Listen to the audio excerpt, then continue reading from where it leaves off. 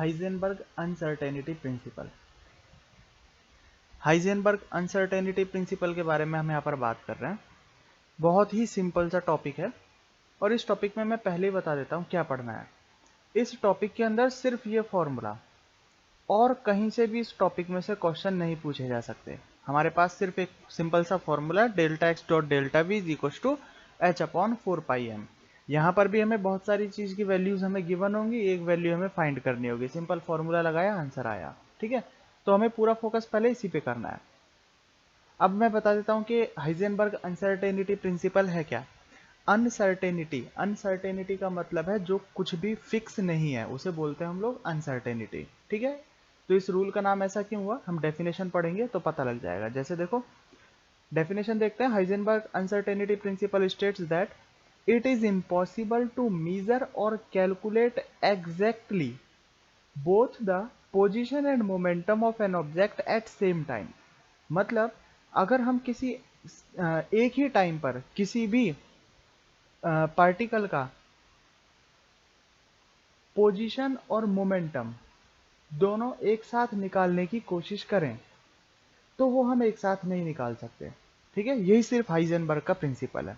ठीक है, एक बार फिर से देखो, it is impossible to measure और calculate exactly both the position and momentum of an object at same time. किसी भी ऑब्जेक्ट का अगर पोजीशन और मोमेंटम एक ही टाइम पर हम निकालने की कोशिश करें तो वो हम एक एग्जैक्टली वैल्यूज उसकी कैलकुलेट नहीं कर सकते।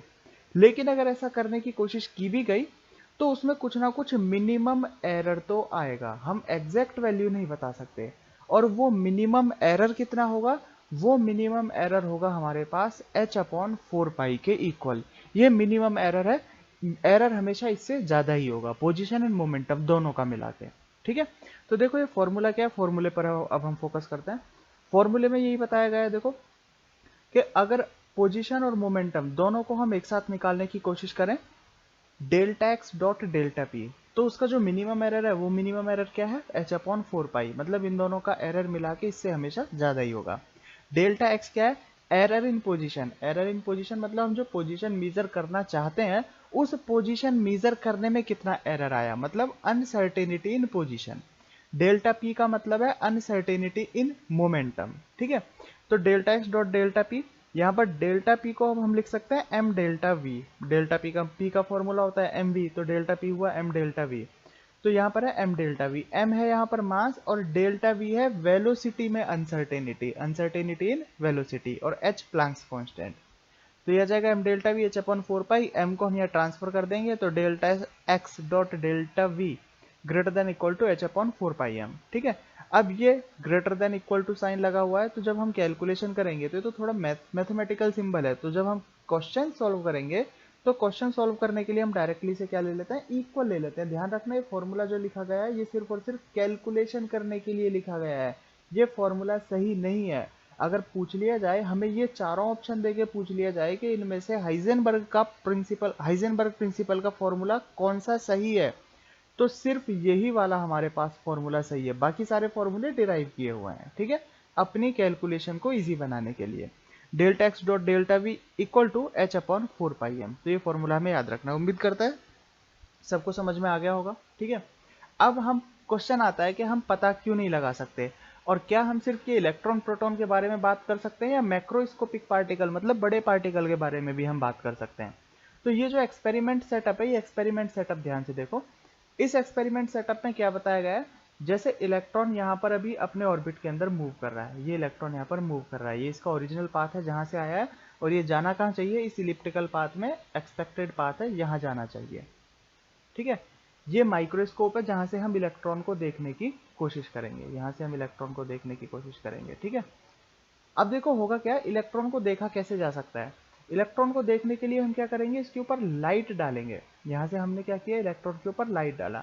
अब इस इलेक्ट्रॉन से लाइट टकरा के माइक्रोस्कोप के अंदर जाएगी, और ये माइक्रोस्कोप के अंदर जो लाइट गई है ये इंडिकेट करके हमको बताएगा कि इलेक्ट्रॉन कहाँ है।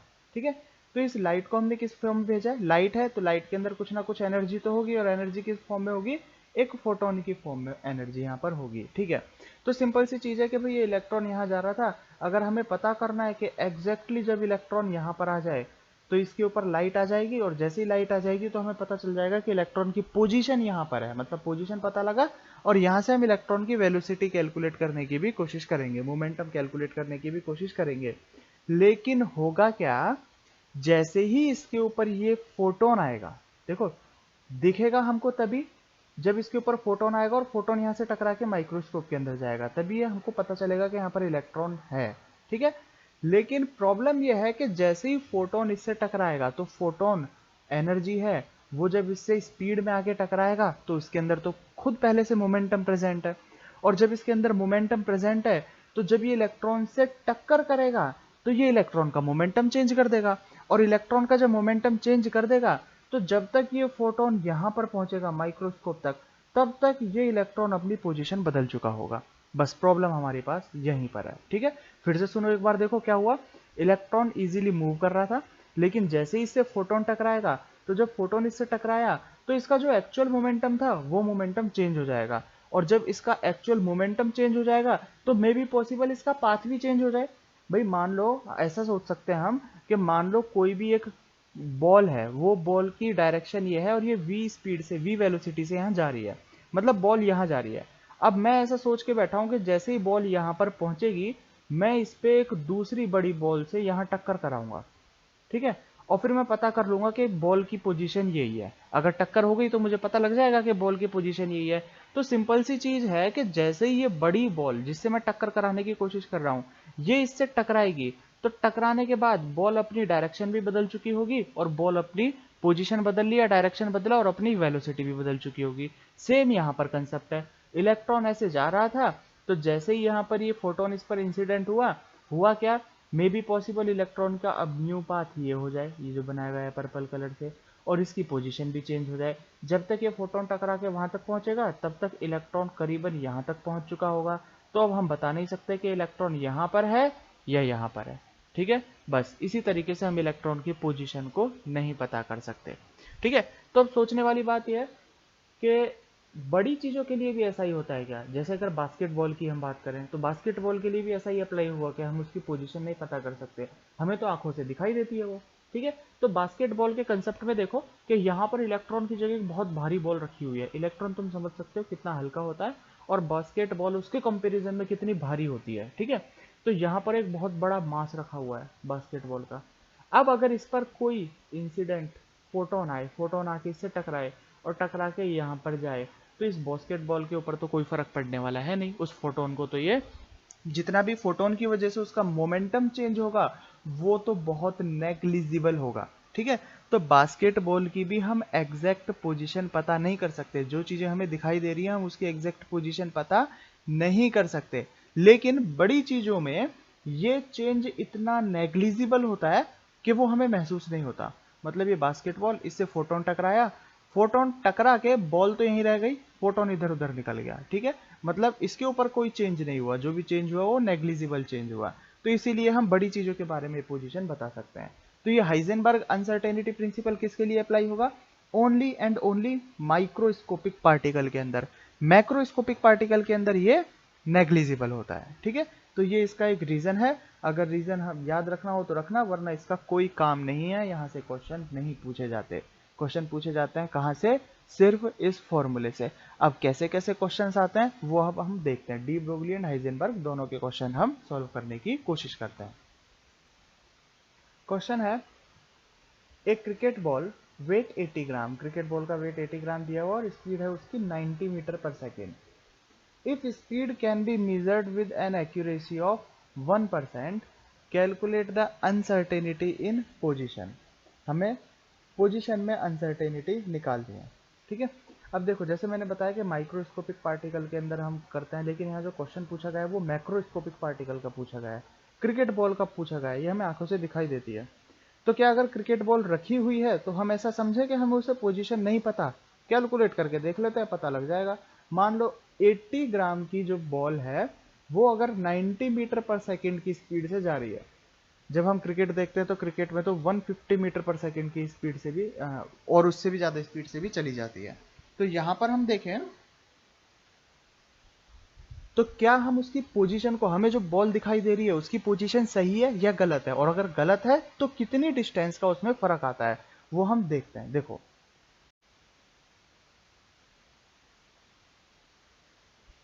मास ऑफ बॉल गिवन क्या है हमें, मास ऑफ बॉल 80 ग्राम, ग्राम के अंदर है तो इसे हम किलोग्राम में कन्वर्ट करेंगे, क्योंकि हमारे पास जो एच की वैल्यू आती है वो एम के एफ में होती है। तो इसे हम कर लेते हैं 80 मल्टीप्लाई बाय 10⁻³ किलोग्राम के अंदर। वेलोसिटी क्या है यहाँ पर, वेलोसिटी है 90 मीटर पर सेकेंड, लेकिन ध्यान रखना हम जो अनसर्टेनिटी फॉर्मूले में रखते हैं वो वेलोसिटी नहीं, वो अनसर्टेनिटी इन वेलोसिटी रखते हैं। तो वेलोसिटी है 90 मीटर पर सेकेंड, और इसने बोला है कि इसकी जो स्पीड मेजर की गई है वो 1% एक्यूरेसी के साथ मेजर की गई है, मतलब उसमें 1% गलती होने के चांस हैं। तो हम जो अनसर्टेनिटी निकालते हैं, जो एरर निकालते हैं, वो क्या है, अनसर्टेनिटी इन वेलोसिटी 90 का 1%, 90 मल्टीप्लाई बाय 1, कितना आ जाएगा हमारे पास, ये आ जाएगा हमारे पास 0.9 मीटर पर सेकेंड। ठीक है, इतना एरर होने के चांसेस हैं। तो अनसर्टेनिटी इन पोजीशन क्या होगा,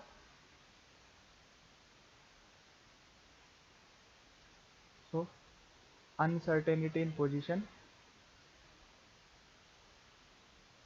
delta x dot delta v is equals to h upon 4 pi m, delta x is equals to h upon 4 pi m delta v, delta x equal to h है हमारे पास 6.62 into 10⁻³ joule per second,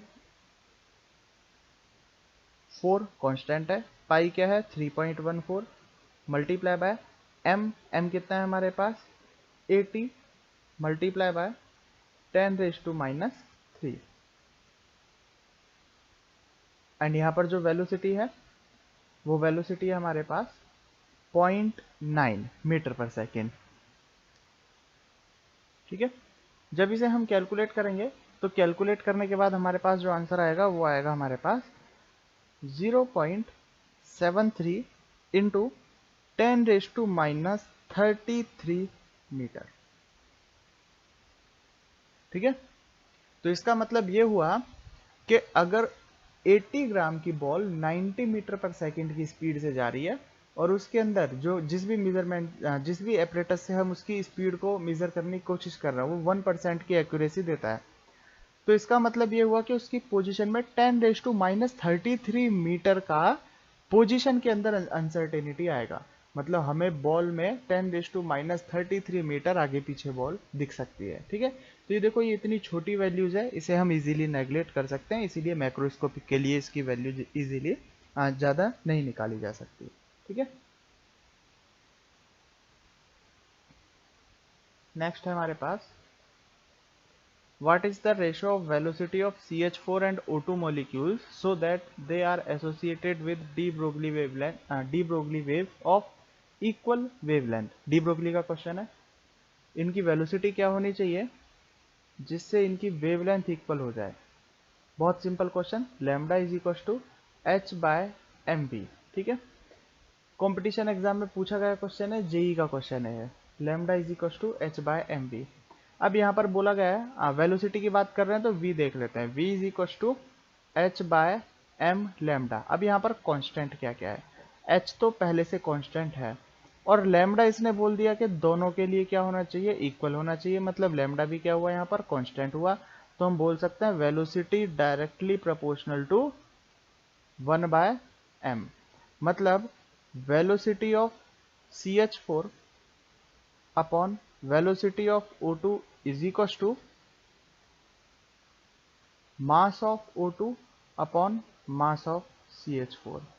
O2 का मास कितना होता है 32, CH4 का मास कितना होता है 16, तो रेशो क्या है हमारे पास 2, मतलब velocity of CH4 is equal to 2 multiply by velocity of O2। ये आंसर देखो, बिल्कुल सिंपल फॉर्मूला, सिंपल फॉर्मूले में वैल्यूज रखी हमें, आंसर हमारे पास आया। ये जेई का क्वेश्चन था।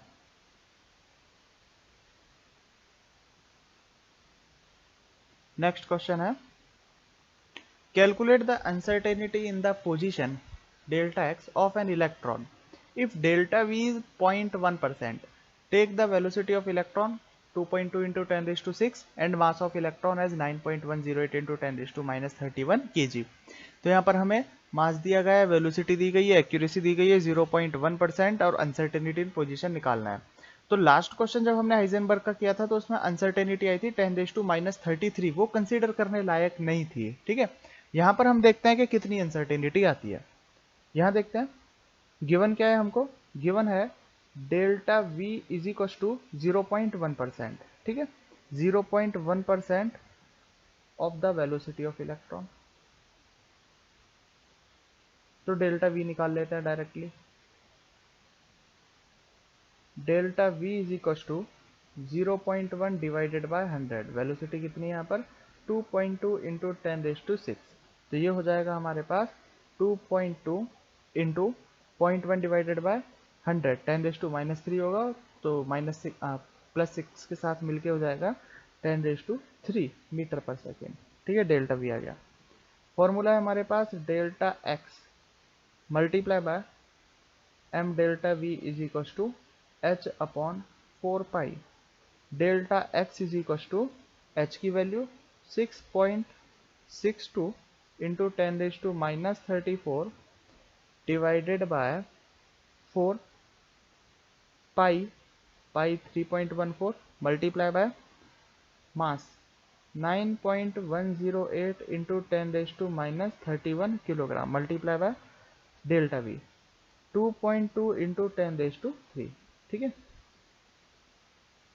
कैलकुलेट करेंगे तो कैलकुलेशन पे जब ये आएगा तो कैलकुलेशन पे आएगा हमारे पास 0.026 multiply by 10 raise to minus 6 metre. Digits में ले लेते हैं साइंटिफिक नोटेशन में, तो साइंटिफिक नोटेशन में आ रहा है हमारे पास 262.47 इंटू, देखो ये इसलिए लिया कि 10 रेज टू माइनस 10 तक पहुंच जाए। ठीक है, ये 10 रेज टू माइनस 10 मतलब एमस्ट्रॉन्ग में जा रहा है। ये जो वैल्यू है ये नियरली किसके है, हम बोल सकते हैं 262 एमस्ट्रॉन्ग के अंदर।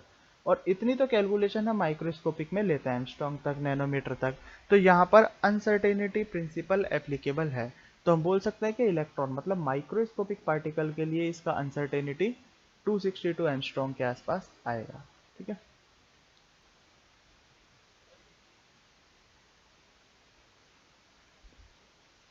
देखो ये भी एडवांस में पूछा गया क्वेश्चन है, जेईई एडवांस में, बहुत टिपिकल क्वेश्चन नहीं है, अगर हम करेंगे ध्यान से तो हो जाएगा।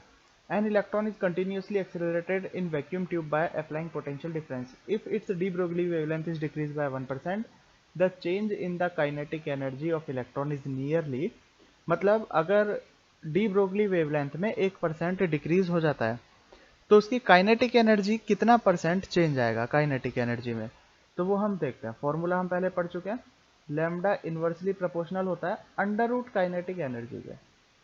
ठीक है, तो हम बोल सकते हैं यहां से under root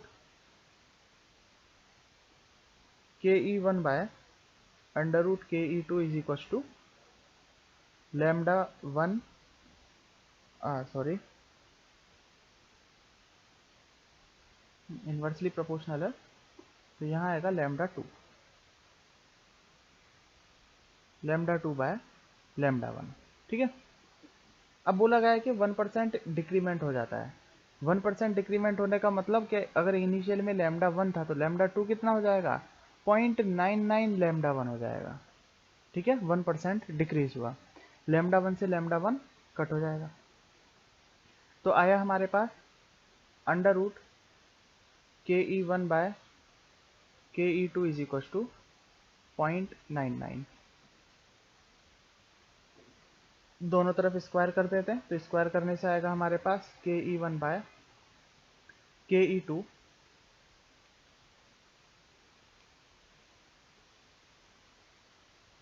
K E one by K E two is equal to 0.99 square. K E two equal to 1 by 0.99 square multiply by K E one. ठीक है, यहाँ देखते हैं आगे। ठीक है, 1 बाय 0.99 को जब हम कैलकुलेशन करेंगे तो ये आएगा हमारे पास 1.02। के ई टू इक्वल टू आया 1.02 के ई वन। तो देखो काइनेटिक एनर्जी के ई टू के ई वन से इंक्रीज हो गई, 1.02 है तो 1.02 का मतलब है ये, ठीक है। अब थोड़ा इंक्रीज ही होगा तो कितना इंक्रीज होगा हमें परसेंटेज में निकालना है, कितना इंक्रीमेंट यहाँ पर हुआ। तो कैसे निकालेंगे परसेंटेज में, परसेंटेज चेंज इन के ई वन इक्वल टू, पहले तो हमें डिफरेंस निकालना पड़ेगा कि टोटल चेंज कितना आया, तो के ई टू माइनस के E one divided by total कितना था, पहले के ई वन था, मल्टीप्लाई बाय 100, ठीक है। तो यहाँ पर आएगा हमारे पास, जब इसे माइनस करेंगे तो माइनस करने पर आएगा हमारे पास 0.02, के ई वन हमने 1 मान लिया, स्टार्टिंग में के ई वन था 100, तो कितना आएगा ये नियरली आएगा हमारे पास 2%। तो पहले के ई वन अगर 1 था तो के ई टू आता है 1.02, मतलब इंक्रीमेंट हुआ, और कितने का इंक्रीमेंट हुआ है, 2% का इंक्रीमेंट हुआ है। आंसर क्या हो जाएगा हमारे पास बी। तो इस तरीके से हम इस तरीके से क्वेश्चन इजीली कर सकते हैं, फॉर्मूले बेस्ड क्वेश्चन है।